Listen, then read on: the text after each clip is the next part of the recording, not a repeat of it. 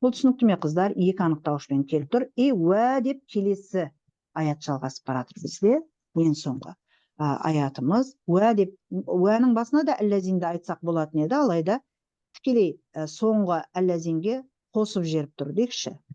Мына жерде. Міне. Алдында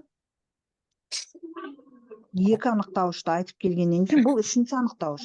Алайда үшінші анықтауышта әлләзин деп айтпай, тікелей мынаған бірыңғай мүше ретінде уә және мынаны істейтін кісілер деп қарасаңыздар, екеуі де етістік түрінде келіп тұр. Мына жер етістік, мына жерде етістік көріп тұрсыздар. Етістік түрінде екеуі де көпше түрі көріп тұрсыздар. Уауларымыз кімді білдіреді десе, арабтарға қарай ол әлләзинді білдіреді, ал әлләзин нені меңзеп тұр десек, нені анықтап тұр десек, мұсаллинді анықтап тұр деп қарайды, қараңыздар. Арабшада сәйкестікке сан жағынан, музаккар муаннас тек жағынан, жыныс жағынан толық сәйкестікке мән береді, қараңыздар. Мінекей көпше тұр. Ол көпше түрдің барлығы содан кейін мынандай сәйкестікпен берілуі керек.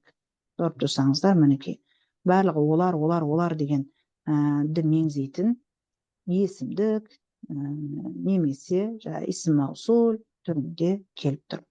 Көріп тұрсаңыздар.